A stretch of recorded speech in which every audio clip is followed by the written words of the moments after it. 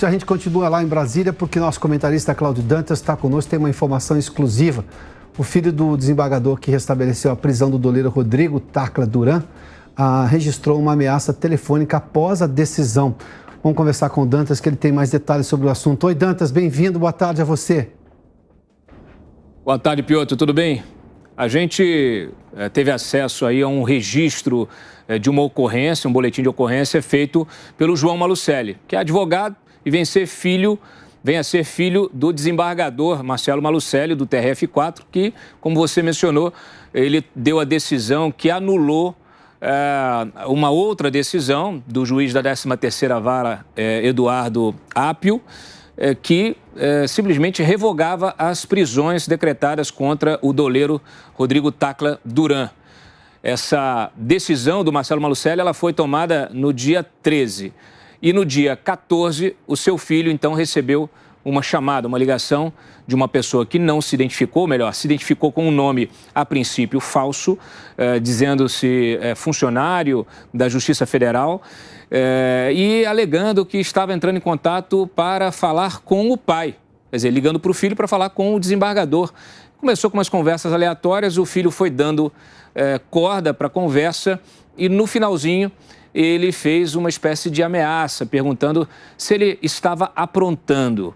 Ele se sentiu ameaçado, naturalmente, ele gravou toda a conversa, fez o registro do boletim da ocorrência e também registrou aí a transcrição desta conversa. Nós acessamos esse boletim e publicamos no site, trouxemos em primeira mão essa informação. Isso vem a colocar mais lenha nessa fogueira.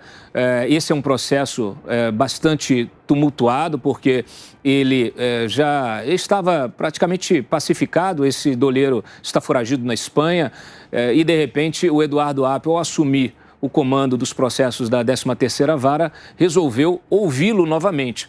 E esse processo foi puxado para o STF, pelo Ricardo Lewandowski, que determinou então que seja feita uma investigação. O Rodrigo Tacla Duran, ele reciclou em depoimento semanas atrás ao Eduardo Apio acusações contra o Sérgio Moro de negociação de delações premiadas, como se o Sérgio Moro, como juiz da 13ª Vara, negociasse através de um advogado as colaborações premiadas. É a única acusação do gênero, ela é uma acusação antiga, foi feita já desde 2017, quando ele fugiu para a Espanha, e ela vem sendo repetida por blogs ligados ao PT, ligados ao Lula. O Tacla Duran já até foi ouvido numa audiência no Congresso Nacional e chegou a tentar um acordo de delação com a PGR de Augusto Aras, mas nada foi à frente porque ele nunca apresentou provas. Então agora retoma esse processo e acontece essa chamada, essa ligação de uma pessoa fazendo uma ameaça então ao filho do desembargador que tomou uma decisão contra o Tacla Duran e contra o Eduardo Apio. Então é uma situação bastante atípica, a gente aguarda que haja uma investigação para se determinar quem afinal fez essa ameaça. Dantas, só para a gente restabelecer um pouco dos fatos anteriores, você já fez menção quem é o Tacla Duran, mas o juiz Eduardo Apio, lá de Curitiba, é exatamente um juiz que tem um posicionamento contrário à Lava Jato, que fez, inclusive, uma doação à campanha de Lula, e foi justamente esse juiz que revogou a prisão do Tacla Duran, é isso? Exatamente. Ele revogou a prisão do Tacla Duran, e depois o Ministério Público Federal recorreu ao TRF4.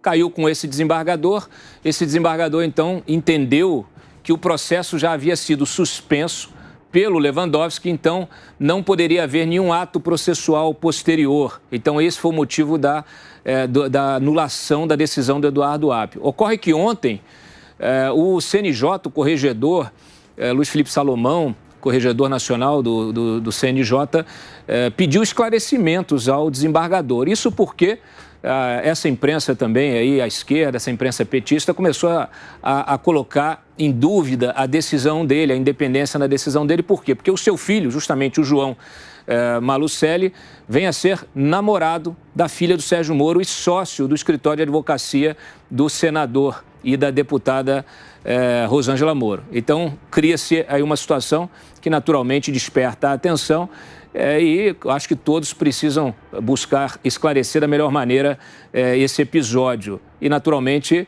é preciso uma investigação para determinar quem fez essa chamada, quem simulou a identidade de um funcionário, de um servidor da Justiça Federal, para tentar extrair informações do filho do desembargador e fazer uma espécie de ameaça, como ele registrou nesse boletim de ocorrência.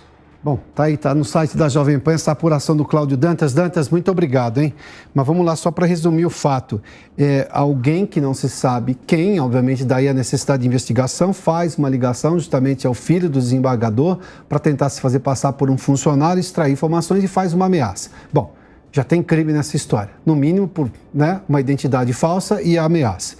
Aí nós temos uma decisão do Eduardo Apio, que é esse juiz que se diz contrário à Lava Jato, está se manifestando fora dos atos, essa opinião dele não interessa fora dos atos, mas ele já deu, ele tem esse é o entendimento acerca da posição dele em relação à Lava Jato, que fez uma doação durante a campanha à candidatura do presidente Lula.